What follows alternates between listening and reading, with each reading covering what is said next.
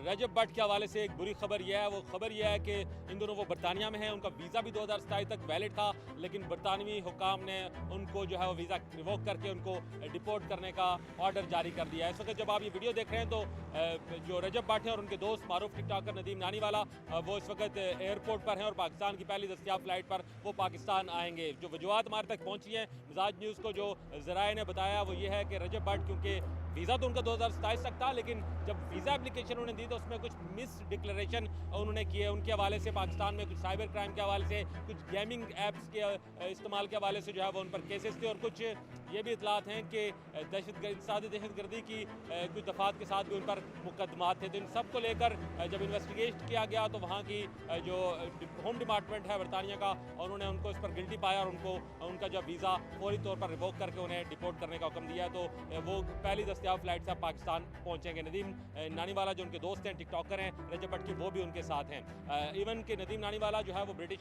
National है, उनके passport है, लेकिन रजब भट्ट के हवाले से क्योंकि वो वीज़े पर थे, जो वीज़ा खत्म हुआ तो उन्हें फौरी तौर पर अब बरतानिया से पाकिस्तान डिपोर्ट होना है। अब जो ही कोई डिपोर्ट होता है पाकिस्तान तो उसे गिरफ्तार कर लिया जाता है। तो उसकी जो डेवलपमेंट में इस वक्त इस्लामाबाद हाई कोर्ट के बाहर मौजूद हो। इस्लामाबाद हाई कोर्ट में उनके वकला आज पेश हुए और उन्हें उनकी जो है वो जमानत दी। जो उस केस के हवाले से मेरे पास डिटेल हैं। इस्लामाबाद हाई कोर्ट के जस्टिस इनाम अमीन मिनास ने ये जो है वो केस सुना और रजब भट्ट को जो है वो उन्होंने ज़मानत दी है कि वो जब इस्लामाबाद एयरपोर्ट पर लैंड करें तो उन्हें जो है वो इस्लामाबाद जो पाकिस्तान के सिक्योरिटी अदारे हैं वो उनको गिरफ्तार ना करें। और एक दिन की उनकी ज़मानत मंजूर होते ही वो अब जब कल लैंड करेंगे इस्लामाबाद तो वो उन्हें गिरफ्तार नहीं करके बल्कि इस्लामाबाद की जो high court Islamabad high court है वहाँ पर पेश किया जाएगा।